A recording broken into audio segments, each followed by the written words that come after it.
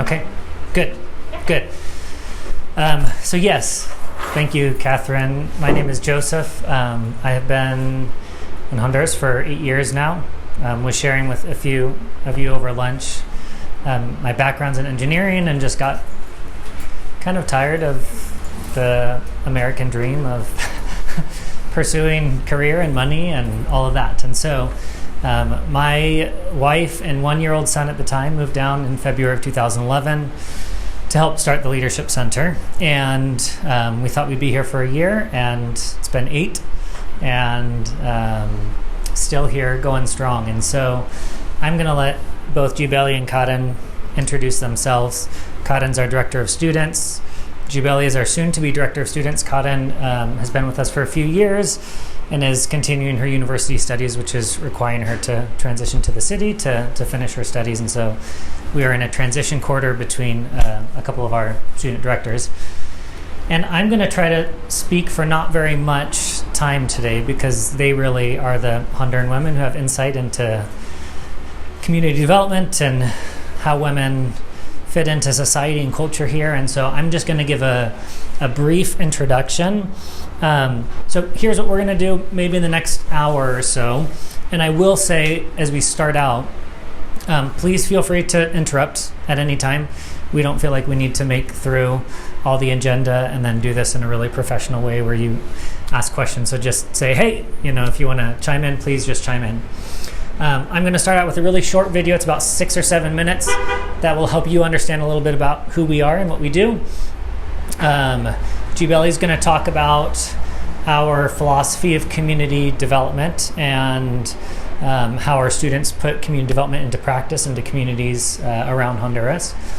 Kaden's going to share a little bit about a group that she helped start called Women with Purpose, who go to different communities around the country, encouraging and motivating women to follow their passions and dreams and aspirations. And then Kaden and Jibeli will talk a little bit about some of the challenges and obstacles that young women face trying to become leaders and trying to work in their communities here. And I'll close just kind of looking to the future of what we do in community development. So let's start out with this video. I hope the speakers work loud enough for us to be able to hear. I'll turn this. We have a speaker. Okay. Let's try it and see if it works. Leadership Center exists to educate, train, and develop. I think this computer only goes up to 72 volume. Oh, there we go. So now it's at 100. Let's check this volume. Money to donate to the organization, so we can skip that part. Okay, so let me give you a little, about 5 minutes of who we are and what we try to do in addition to that video, and then I'm going to ask Jibeli to come up and share a little bit about community development. So the Leadership Center, our mission is to educate, train, and develop the next generation of ethical female Honduran leaders. So as you'll see here, we're working only with young women. They've all graduated from high school, and most don't have access to a university here. It could be because they're from very rural areas. It could be economic challenges, but they don't have access to a traditional university here. And so our vision is that our graduates will take responsibility for improving the lives of individuals in their communities and country. And so while definitely a part of our focus is helping them get jobs and helping them become employed, the bigger focus of what we do is using that as a tool and an instrument to help them have positive influence in their communities. We started in 2011, so still a relatively young organization. And really the foundational belief that we have is that young Honduran women do have the capacity to lead change in their communities. As Kaden and Jibeli will talk about a little bit later, one of the biggest challenges that young women face here is that they're told their place is the home, cooking, cleaning, taking care of children.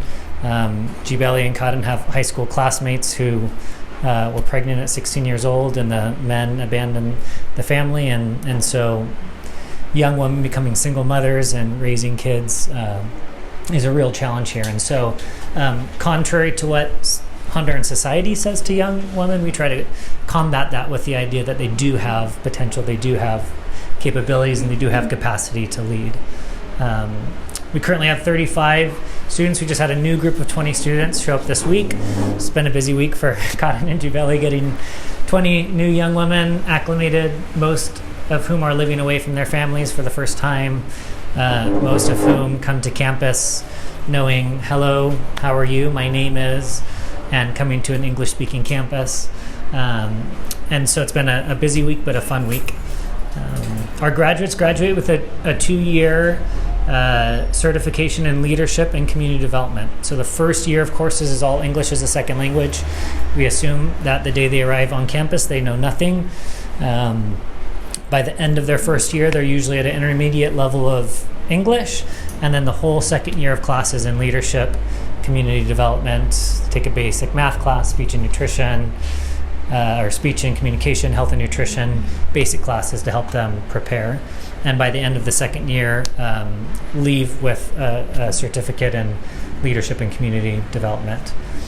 As you saw briefly in the video, and as you will see more on Tuesday when you visit, we have a focus on long-term sustainability projects on campus, which is another fun part of what we do that might not be directly related to the community development and leadership component. We have animals, we grow our own vegetables. We just harvested like 800 or 900 pounds of beans this week. We have a coffee farm, so I am biased, but you will have some of the best coffee that you've ever had when you come to campus on Tuesday. And so much of what we do is trying to position ourselves as an organization for long-term success. One of our hopes also is that some of the things that our students learn while they're with us related to sustainability and food production and those kinds of things are ideas that they take back and teach in their communities. Karen will share with you, she's taught people in her community on how to make organic compost and things that we do on campus. And in all we do, really the focus is on value-based leadership and community development. So much of how leaders in this country operate, and really around the world, especially in my country right now, is based on authority and intimidation and trying to kind of scare people into making decisions. And so one of the things we try to do to counter that is to teach value-based leadership.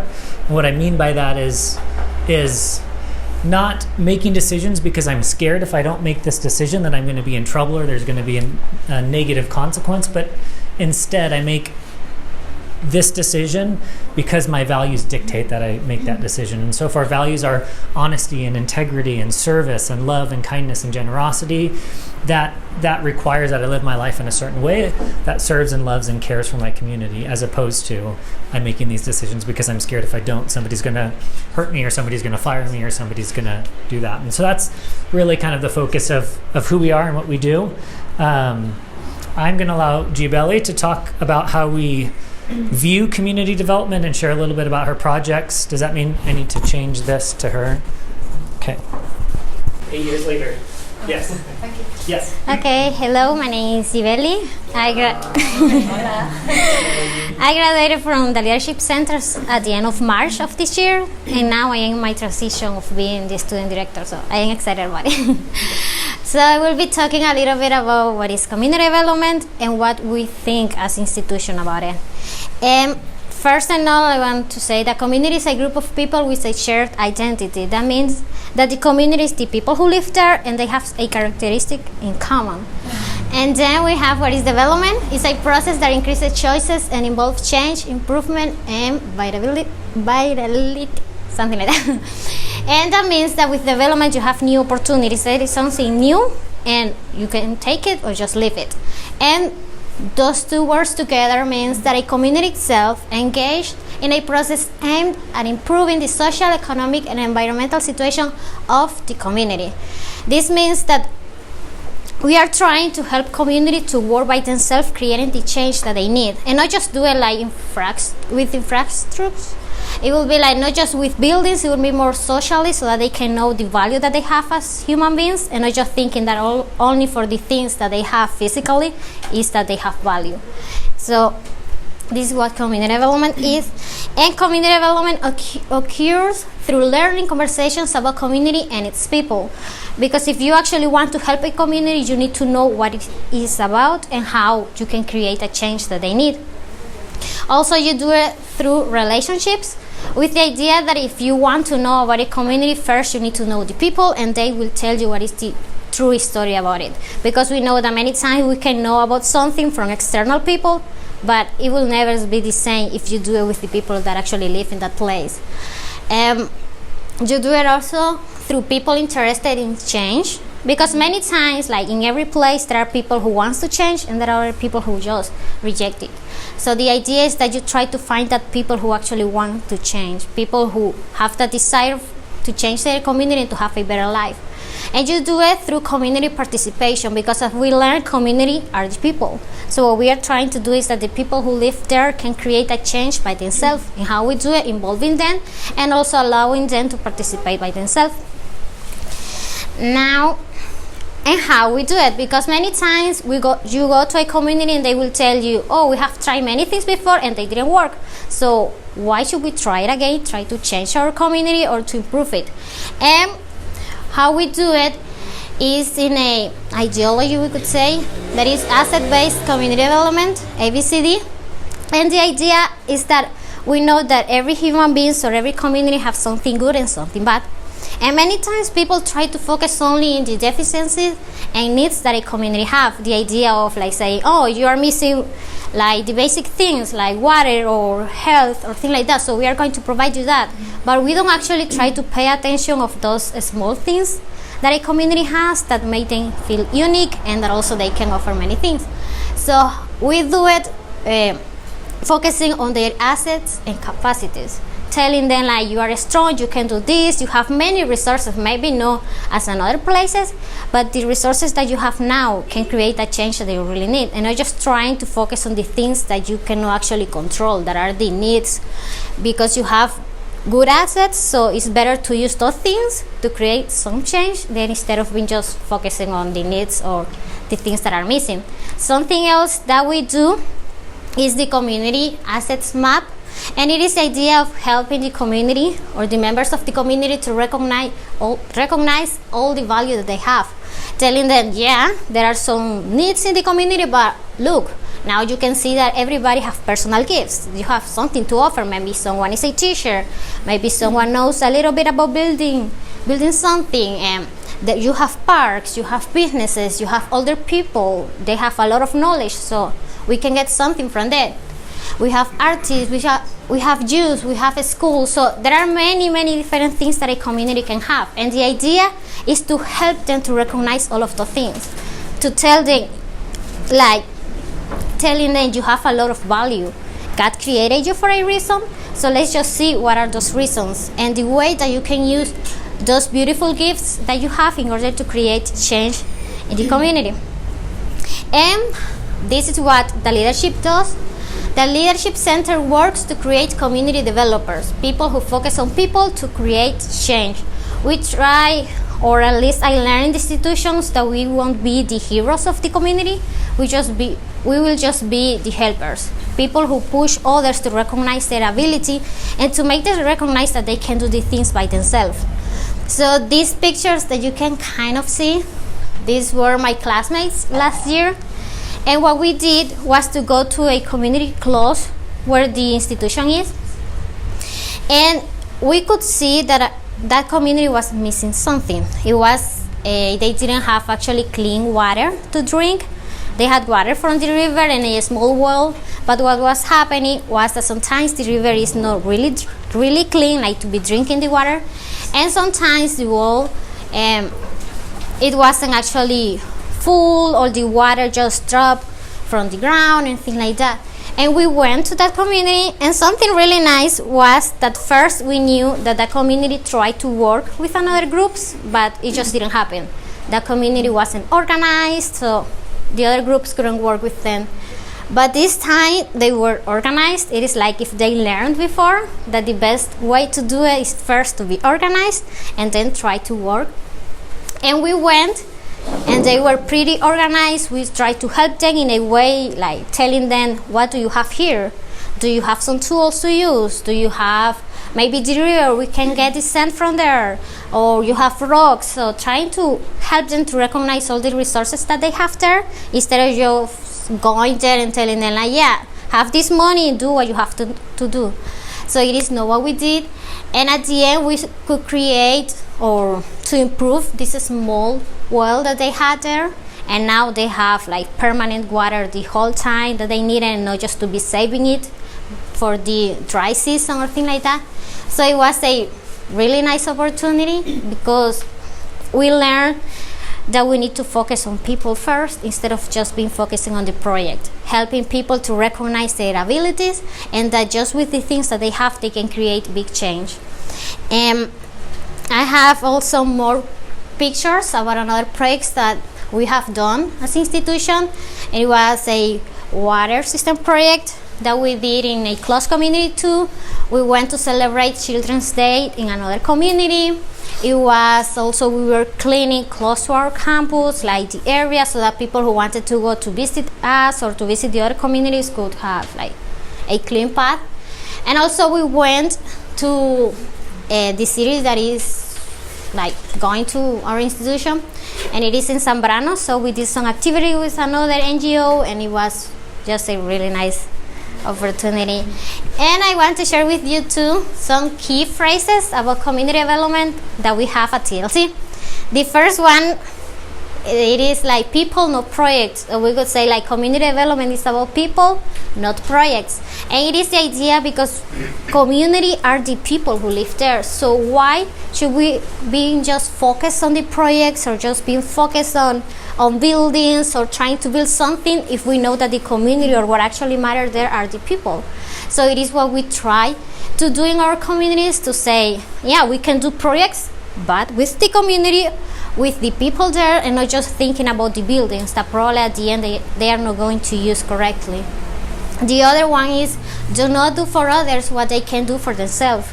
It is the idea that many times people try to help others, giving them money or giving them the things, but what they are actually doing is that they are making them feel like more dependent, and they don't actually recognize that they can do these things by themselves.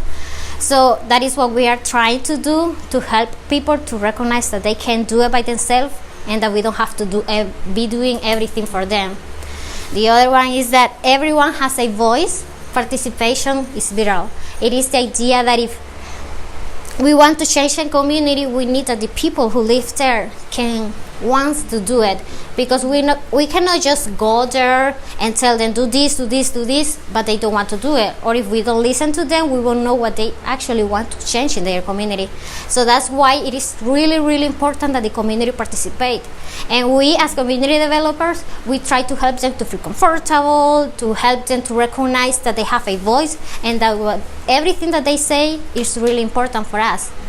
The other things that look at a community's assets, not what is missing, because every place and everywhere there is always something that is missing. But if we just focus on that, we are not going to create change. But if we try to do what is different and to say, yeah, we are missing this, but look, this is what we have, so what can we do with the things that we already have to have a better life between us? And the other ones that is really, really important is relationships, because everything that we do is based on relationships. I think that we wouldn't be here if we didn't have relationships.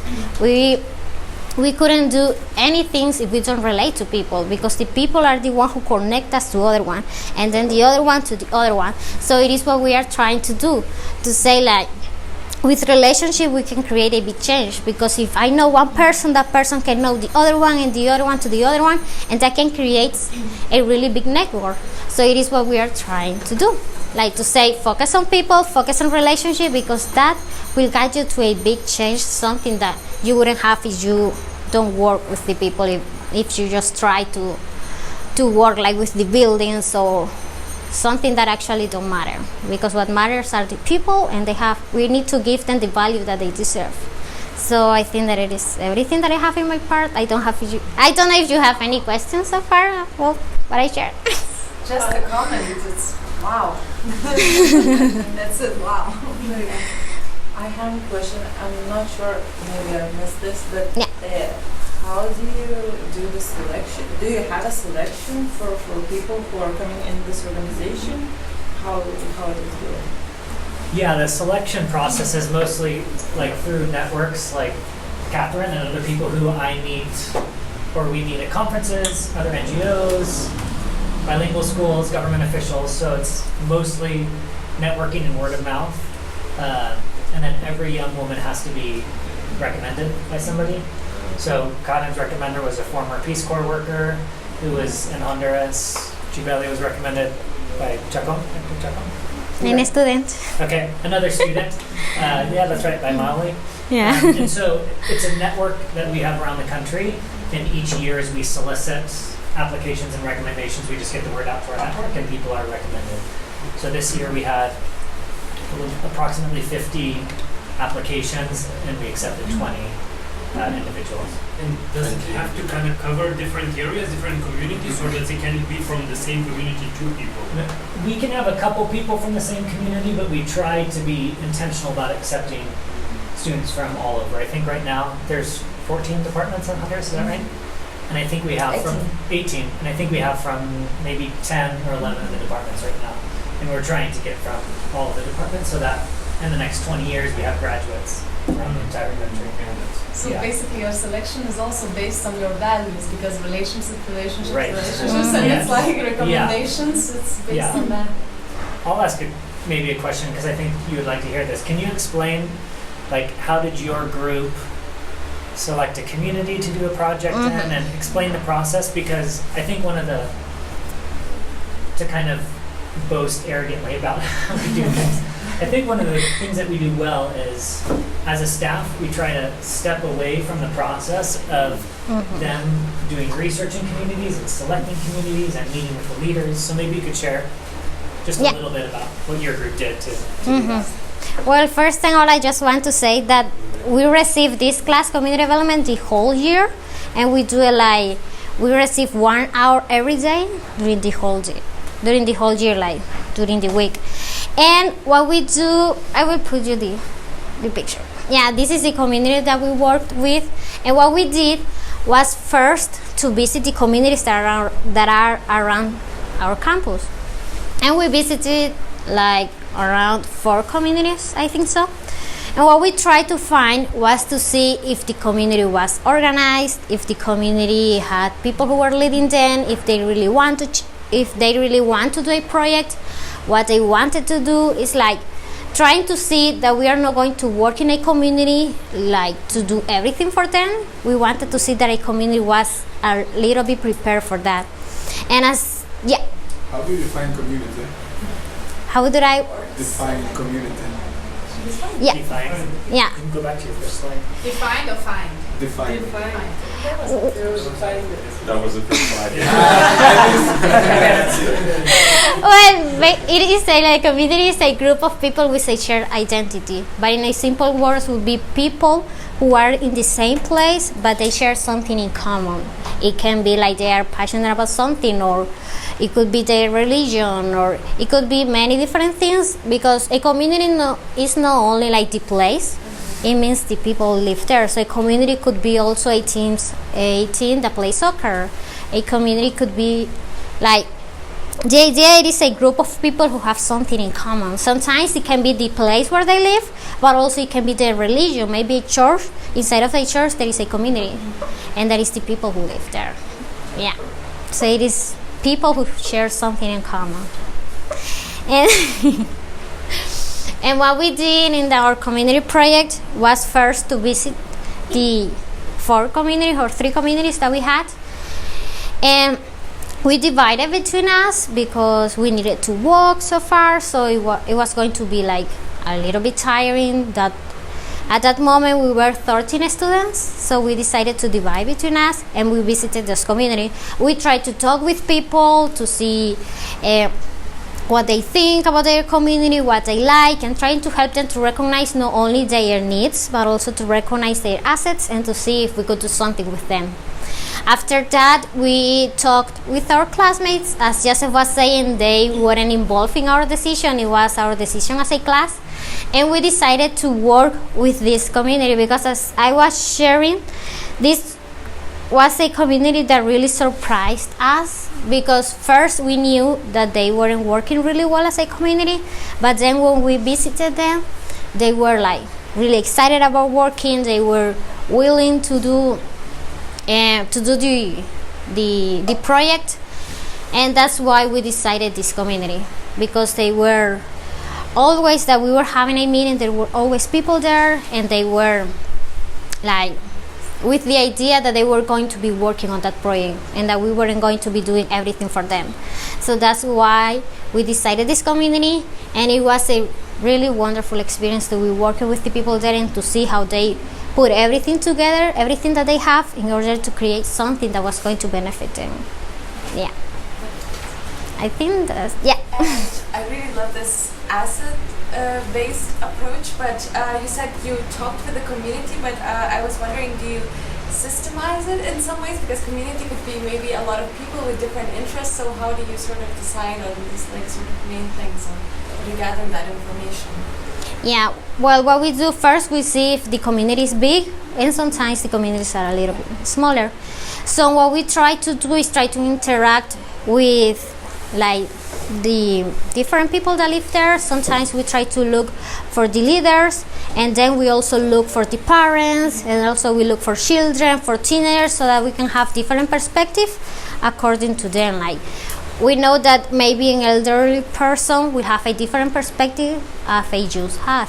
So what we try to do is we know that we are not going to be talking with everybody in a community, probably because it is really big, but what we try to do is try to focus on the different groups that they have, different ages, so that we can actually have a big like opinion about it.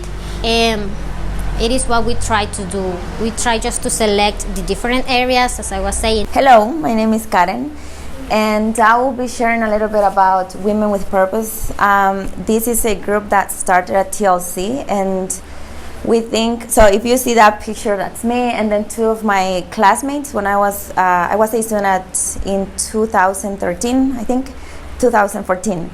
And I graduated in 2016, but when we were in our second year, we were starting to see like, okay, when students come from vacation, they're kind of discouraged because they have to do community projects, and usually the people don't trust in women, mostly if we are young. They say, hey, do you think you'll be able to do a project? And so when they came back from vacation, they were kind of like, oh, my project was good, but the people were like saying, hey, do you think you can make a change in your community?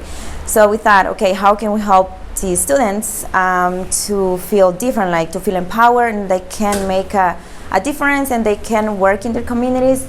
So we thought of the group Women with Purpose, and so we started having meetings at TLC. We did like seminars about women empowerment, what it means to be a leader, how can you respond if this person says this. And so we just started to do like seminars. We did it every Friday, and we did it for 1 hour. And that was going really well. And so we thought, okay, what else can we do to continue doing this, but outside of TLC, not just with the students that are here, but how can we take this to communities and to people that are like outside of TLC, but not just young women, but also like ladies, like maybe in their 20s, 30s, 40s, because we know like in rural communities there are women that don't have a job, and maybe they have plenty time to do something else. And so we thought, okay, maybe we can start doing this in small communities. So we did this. We visited different communities, and we started to talk about what it means to be a leader. We were still taking that pattern of leadership and community development, because that was what we had been learning at TLC. So we decided to look for different communities and different places, or mostly we focus on very, very rural communities and on women who wanted to work and wanted to do projects. So we went to different communities. We started to know the people first, the women who wanted to really do something, And so we started doing seminars, mostly just talking about entrepreneurship and leadership and all of these things. And after, when we had a group, and then we decided, okay, now we are going to help you do something, like to earn some money, because usually in rural communities, men say, okay, you cannot work, you have to stay at home taking care of the kids, cooking and doing all of that. And so we just try to empower these women to believe that they could do something beyond like cooking. And it's not bad to cook and to take care of the kids, but we can do more than that. It's not just about those things at home. And so this is our mission. Women with Purpose exists to teach and encourage women to become positive influence in their communities by providing intentional teaching. And I say teaching because we give seminars, and if also we ask women what they are interested about, what their goals are, dreams, aspirations for the future, and we help them develop those things. Training and resources according to their needs. We focus on women who need help. We are not going to go to a place where women have everything they need. We focus more on people who really, really need money, and they need like the knowledge to do other things. And if you see a picture, we're in a rural community teaching women how to make jewelry, because we wanted them to learn and then to sell that and to have like some income. Our vision, yes. Can I stop you just for a second? It's because we have 2 people joining our team. So Okay. just let them up. Just Yeah. They don't matter.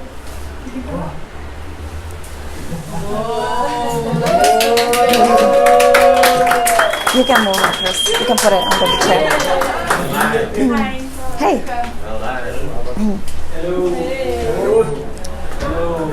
Sorry for interrupting. No, it's okay. Hello, Christina. Christina, nice to meet you.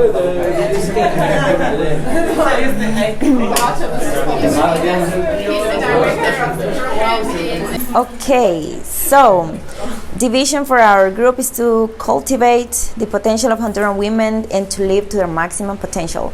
And we are trying to do this by doing the things that I explained to you a little bit before, a while ago, about seminars and teaching. And we focus a lot on what the women want. It's not that we go there and say, hey, we have this project. I think it's similar to what Jibeli said. It's not about what we think is good for them, but it's mostly helping them develop what they think is good for them. So our strategy, as I think I have been mentioning this, we visit women in rural communities throughout Honduras, and that's our goal. We want to not just to focus in one community, but we want to go to different areas. And right now, what we are doing is we are asking the graduates to join our group, and so that's why I think we are 7 total, and we are all graduates from TLC. And we are also trying to get people from other places, not just from TLC, but different places of Honduras. And we provide conferences and seminars to encourage women. We introduce others to our way of working. I think I have kind of mentioned all of this while I was talking. And we encourage and help women start sustainable projects, education, financial and development projects. We also motivate women to follow their passion. This is really, really important to us. I feel like this is one of the topics that we talk about when we go and visit a community, because usually when we go there, it's women are very quiet. If you ask them questions, they don't respond. You need to be pushing them kind of to talk, because they feel like they don't have a voice, they don't have anything good to say. So that's what we want to change. We want women to see that they have the potential, they have the power, they have a voice, and that they have good opinions, good ideas. And so that's why we decided to start this group. And we want to form a network of strong women who want to see positive change in their families and communities. This is other thing that is really important. It's not just about a family, but what can these women contribute to the community? Because usually it's not just this family that we try to work with, it's most people from the community and women who really, really want to work. Because there are times that there is a group of women, but they don't really want to work, and so we focus on those that really want to make an impact in their communities, but they have to start in their families. So why do we do this? And many women in Honduras have been forgotten, mistreated, or abused. And I think it's not just in Honduras, but in other countries, but especially in our country, this is really, really difficult. I feel like since we are really little, people say, hey, what are you doing? Are you trying to study? No, that's not for you, it's for men. And then when you go to school, people choose men to do certain things because they think we cannot do it. So we want to bring those group of women to believe that they can do the same things that men can do. I want to say that it's not that we are trying to make women think, oh, we're better than men, but we can do the same things, and in some things, in some ways, well, we are the same, except for our physical body, but we all think, we all have hands, we all have a brain, eyes, and the same, and so that means that we can do the same things. Many women in Honduras suffer in silence, feeling their voice that does not matter.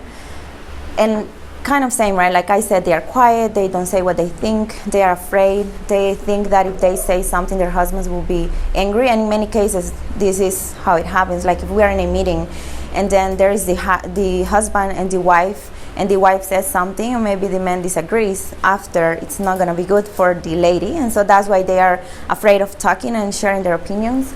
So that's what the mindset that we want to change. Many Honduran women have little hope for a better life, and women with purpose exist to be a force of hope and strength.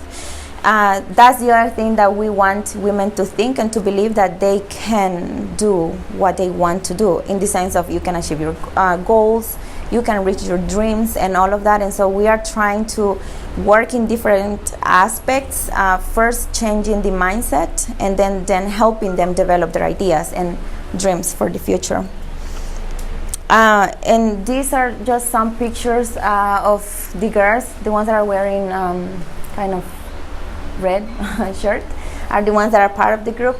And we are with a group of ladies. There we were just sharing a seminar about asking them if they had goals and dreams, just trying to find that out. And sometimes it is really sad because they don't know. Like you ask them to write about your dreams and your goals, and they don't have anything to say. And so we need to ask them questions like, what about when you were little? Do you want to become someone like a professional person? And so you have to help them develop those ideas, because it is really sad when they say, I don't know what I want to do. And so that's what we are trying to help them discover.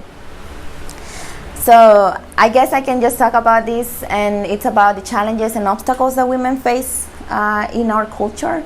And we know, I think you know, that Honduras is a very machista culture. The men think that they can do certain things and women can do certain things, and they cannot work together somehow.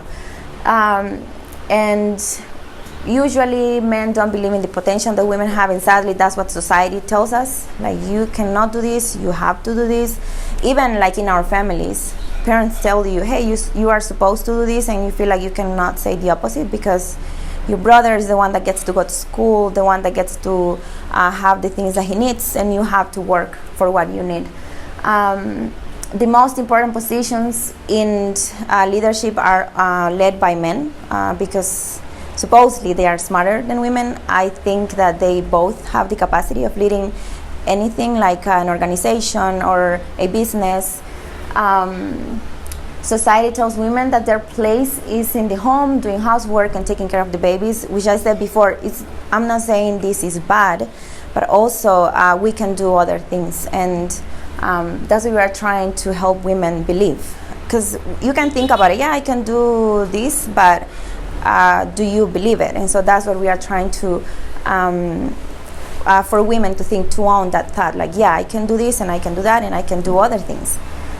And many women don't strongly believe in their abilities. And this is something that is really sad. And Julie and I were talking about that yesterday, because you grow up in a culture that says you are supposed to do this. And so at the end you believe it. You say, maybe that's why women, when they are really kind of old, they don't have dreams and goals, because they were told you have to do this and this is what you will do. And when you get to a certain age, you get married, you have kids. So that's why they don't think about those things that they can do. And I think this is one of the things that we need to work really, really hard, because it is really difficult to help someone change their mindset, because they say, well, this is what people told me, this is what I believed, and this is who I am, when the truth is that there is another identity behind those thoughts.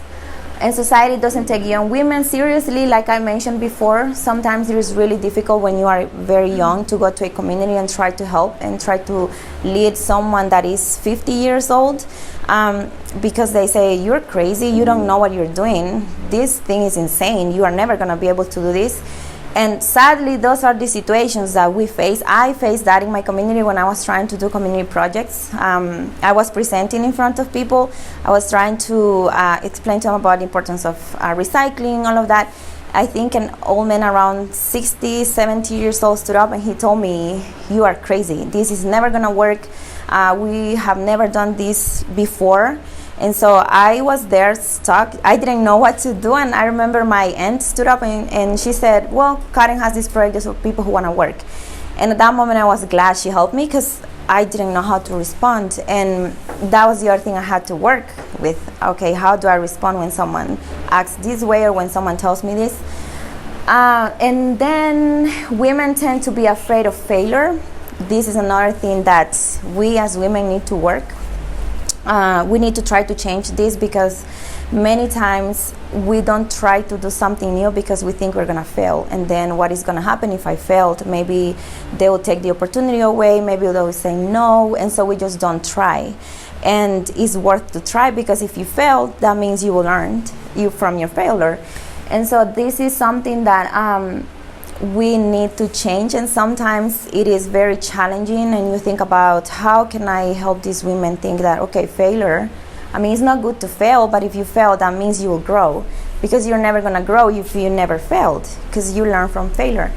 And these are just some of the things that we face. There are many, many more, but I don't want to talk too much. But I don't know if you have questions about what I shared. So you are doing workshops as well? Yeah, so we do this outside of TLC. We try to do these different workshops when we are on vacation, or if I'm at TLC, because the other two girls are outside of TLC, they have their own job, and so we try to find like a date and to meet with women, and we try to do kind of conferences, small conferences, and talk about different topics. And then if we see there is an opportunity to do a project, we do it. Yeah, I was gonna say something else, but and one more thing about you mentioned that you're trying to speak to those women who doesn't have their voice in life. So that means that you have like face-to-face conversations, or yeah, I think, I don't know if there was a picture. Yeah, we do that. First, if you see there, so these are 3 women from the community that we were working with. And since we are like around 7, we try to do small groups, because we want to talk to them one-on-one. Because it's going to be difficult to try to talk to them if there is a big group, because they are afraid of talking. And so we try to do small groups like in that picture, and so we get our ideas. And it is easier than working with a big group. Maybe you said that, sorry. Maybe you said it at the beginning, but we missed it. How do you get women do you visit women? Do you go to the communities, or do women come to your center? We visit the women. So we are we use the girls from TLC, because we are around, I don't know how many students we have, like 35. We usually have that number, and so we talk to the students, like, is there a group of women in your community that want to work, or through churches too? Because this project was because of a community, a student from TLC. She knew these women, and she said, well, these are women from very poor communities, but they really want to work. And so we use these students, like we said, relationships. We really use that. It's really important to us. And so we use these students from TLC to try to know women from different communities, and then these women help us know about other women. My question would be, so when you meet with women and you try on empowering them and looking for their dreams and so on, and once they start the project, do you talk about the backlash that they might get from their environment, because they were always conditioned to be a certain way, and when they change that somehow, like, how do you sort of go around that so it doesn't, Yeah, like conflict, you mean in the aspect with their families or just? Yeah, like for example, if a woman all her life she was just working in the kitchen and I was really comfortable for all the people that could have done different things, so like this quick change and clash. Yeah, that is something a little bit challenging because even these women might be, I don't know if you use the word accustomed to their environment, to doing the housework and then sitting, watching TV, because they have plenty of time. And so that's what we want to show them. Actually, in that time, you can do something else. And like I said at the beginning, it's a little bit complicated because there are some women that don't want to do that. And that's fine. Like if they feel like, oh, I'm okay, like I don't want to have extra money, I'm okay with doing what I am supposed to do, because there are really situations where you cannot change that mindset, and that's okay. We are not gonna force someone to try to make a change in their lives. So what we do is, like, for example, if we are trying to talk about empowerment and actually you can do this and that, and at the end, I mean, the benefits, what is gonna happen if you, instead of watching like a soap opera for 3 hours, you do like 5 pairs of earrings, and if you sell them in this amount of money, you are gonna get this at the end. It's gonna help you with this. So we kind of compare what is your life going to look like if you do this, and how is it going to change if you are trying to do this, and the impact in your family and in the kids. There are some that try these things. I would say the majority try to make this small change because they know I have the time, they know it's gonna be good for their kids. And the reality is that for these women, they wish they have their own money, that they are not waiting for their husbands to give one lempira to buy the.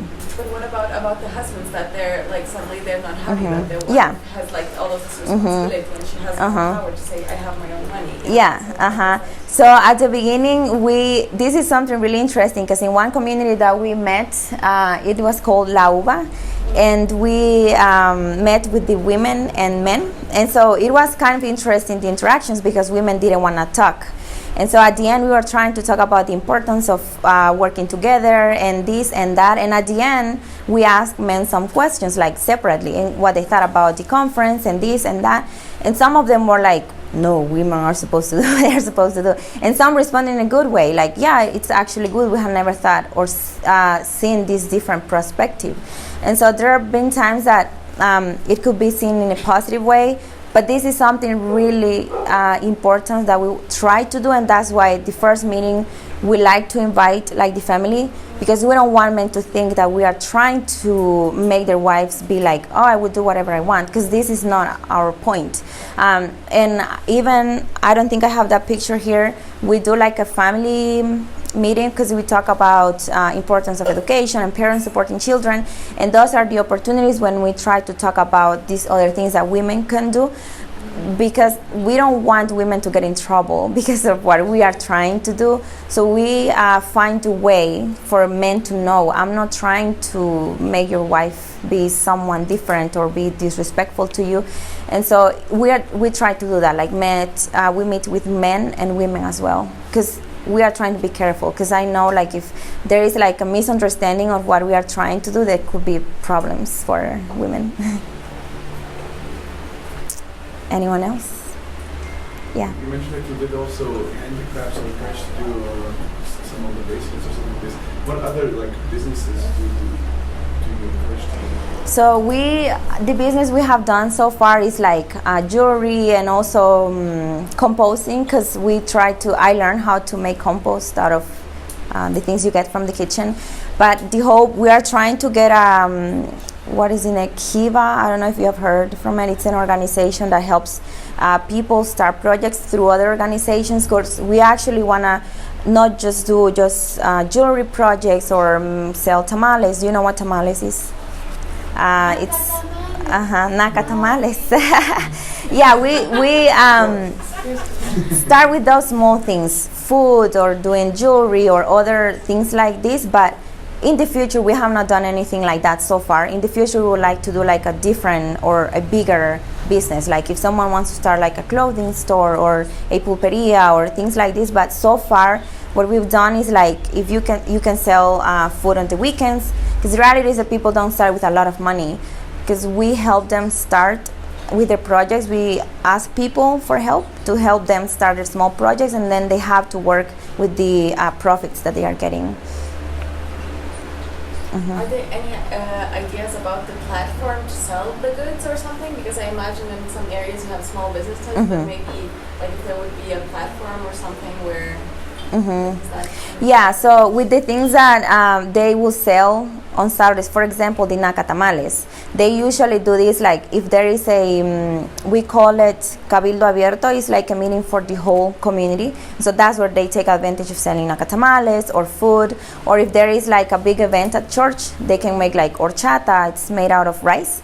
And so we have to, or they have to be also creative of places and where they can sell this type of things. We also try with jewelry. When we had, I think this girl, Damaris, is her name. She's not at TLC anymore, but what she did is that she brought the jewelry to TLC, and when we had teams, she was selling the jewelry for these women and took the money back to them. So I guess, well, it is depend the community and where they live, and so they need to be looking for opportunities, because if they make tamales on Wednesday, no one is going to buy them, because on Saturdays usually when people get paid and they can buy one tamal, and so we need to be, and they need to be creative when and how they can make this. What is tamales? It's a game changer. I mean, It's it's like food. Is it type of food? It's made out of corn dough. Do we just have Meat. it? No. No. No, it's because in the morning we had a session about real Honduran things, and nacatamares was a thing that your whole team now know how to say and know what is. You missed out. We will see. Actually, that could be nice if we could see if we can find some on the way somewhere, or maybe let's ask Christian if he can. You need to try it. You need to try it. I hate it, but you need to try it. Okay. I don't know if anyone else has more questions. I guess, will you continue? Sure, I can finish. Yeah. Yeah, so let me just finish real quickly, and then we'll have a time for questions and discussions and comments. Just kind of conclude this way. Statistics and research and data for decades in the areas of development and communities has proven that investing in education and investing in women makes big changes. This is a generalization, but lots of people have done research in countries all over the world, and when men get extra education and therefore better jobs and more money, they often invest that money in gambling and alcohol and cigarettes and those kinds of things. I know this is a generalization, but it's often true. And if it's not those things, it's usually not necessarily investing in their families and investing in their communities. And I'm speaking specifically of less developed countries around the entire world. Women receive education and better jobs and access to greater resources and funding and economics, and they invest in their families and they invest in their communities. And so kind of all of what we try to do at the Leadership Center, as Jubeli shared about community development, as Kaden shared about the project of Women with Purpose, is at a societal level trying to help recognize that there's a big part of Honduran society with a lot of potential that's not being tapped into, with a lot of potential because you're a woman, because you're young, because you don't have a high level of education, because you're from a rural community, because you're not from a rich family.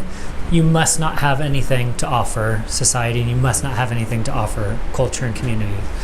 And so all of what we try to do, and as we think of expanding to the future and investing in our graduates in different ways, university programs and other things like that, all of what we do works around this idea that young women like Kaden and Jubeli and the 35 other students who are with us right now have the capacity and the potential to go back into their communities as leaders and change agents and people who are going to invest in change. And that's not easy. Can I kind of share your high school story and experience? I think this helps paint a good picture. Kaden's I'm sharing this because I know Karen won't. Karen's 2 older sisters got pregnant in high school and left high school. And when it became time for Karen to go to high school, her dad said something like, I'm not going to invest in young women anymore because they get pregnant and they leave high school. So why would I invest in your education? Because you're just going to do what your older sisters did. And Karen was determined to be different and to do things in a different way. And at first was only allowed to start studying in high school like on the weekends, which was going to take her years and years and years to finish. And this is kind of one of my favorite stories, but Karen ended up forging her father's signature on pieces of paper so that she could transfer into the high school where she would study 5 days a week so that she could finish in a shorter period of time. She was that serious about studying in high school that she went and signed her dad's signature. And I think her family found out when the director of the high school said, we're so excited to have Karen at school with us next year. And her parents were like, what? Wait, what happened? And one thing led to another. Karen has grown up wanting to learn English. She's the one who called the Peace Corps, former Peace Corps worker who recommended her to study to us. But all around Honduras are young women like Karen who want to have a better future, who want to make a difference, who want to make an impact, who want to change communities that simply don't have the opportunity because no one says your life has value and your life has purpose and it has meaning and you can contribute in meaningful and important ways to society. And instead, dads, moms, and grandparents are saying, you're 19 years old. Why aren't you pregnant yet? You should have 2 kids. I mean, these are things that family members are saying to young women in rural communities around the country. And so we exist to combat that, to try to say, you do have value, you do have a purpose, you can contribute, you have capacity, and then to let them go and do those things. And so it's a privilege to be here and share time with you. Is everyone coming next Tuesday? Yes. Okay. So 2 more. And 2 more. Yeah, well, if they make it from Copan to Tegucigalpa, then 2 more will come. Yeah. We're really excited to host you on Tuesday. Just be ready for the drive. The last 40 minutes is a little rough, crossing through a couple rivers and all of that. Yes, but we can't wait to host you. And so we don't have an agenda now. I don't know what the agenda is here. We're happy to stay and answer questions and have conversation as long as you want, knowing that also on Tuesday we'll have more time together. You'll get to meet our students, see our campus, and spend some time networking and getting to know each other more. But for now, is there a handful of questions or comments or discussions, things? This was at our recent graduation last month. Gibelli is right here. That's Gibelli.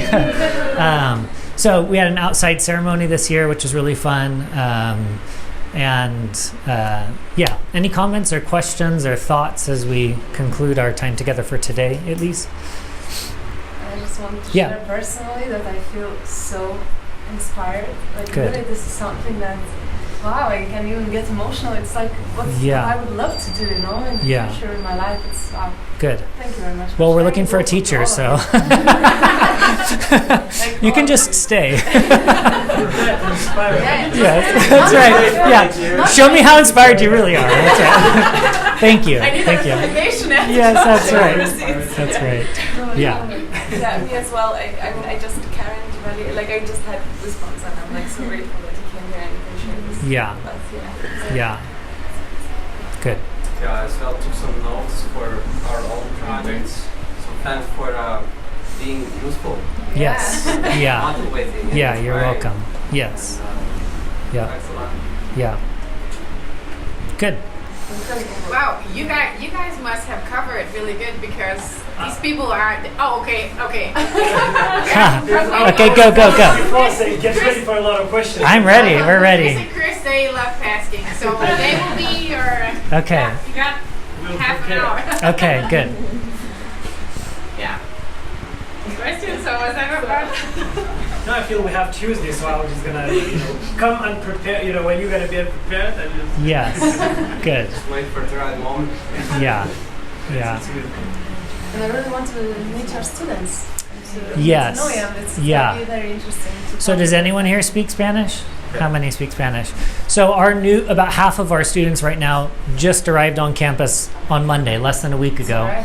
And so interactions with those 20 students, like this week they learned, hello, my name is, I'm from this community, I'm this age, and some random vocabulary. So don't be surprised with the 20 students if you walk up and introduce yourself and you get a, like this look like a deer in the headlights. But Kaden and Jibeli and any of our second year students will be around and available for translation. Kaden and Jibeli, some of their peers are on staff teaching English and teaching other classes, so we'll have enough people on campus able to help with the interactions, and if not, then it will be a good way for you to practice some of your Spanish. We should figure out, can we make nakatamales for Tuesday for them? Yeah. Okay. So we'll do that. We'll have tamales ready. Okay, yeah, we'll make it happen. On Tuesday, how will we do it? Do we do a tour around or what? Yeah, so I think what we'll do, what time are you planning on leaving Tegus? We're leaving here at 8, so we'll probably be with 10. You guys at 10. Okay, so when you arrive, we'll probably have, since you've already met Kaden and Jibeli, maybe have a couple of our other staff members or Lisette, who's an intern with us right now, show you around campus. Students are in class from 10 until noon. You're welcome to jump in and kind of sit in on a class. Our morning classes are speech and communication and introduction to computers. And then at 12, we'll just organize a time where we can get our students together with all of you and have some conversation. Maybe some of our students can share some of their stories, some of their experiences. Both Jibeli and Kaden referred to doing projects on vacation. So they have 4 vacations. Our students have 4 vacations every year. But we require them to use some of their vacation time to invest in their communities. So maybe we can have a couple students share like some of the types of things that they're doing in their communities. We'll have lunch together. If there's time after lunch, we can continue conversation, or if you need to hit the road after lunch, then we'll do that. But we'll plan on when they're out of classes maybe we'll try to finish classes at 11:30, so that gives us about an hour before lunch to just spend some time together. What I'm thinking is that we'll probably be with you guys from 10 to 2. Okay. Yeah. That perfect. Time. Yes. I was actually thinking right now if it would be helpful if you, Eva, would maybe explain a little about surf. Definitely. Because I have already tried to explain a little to Joseph, but maybe just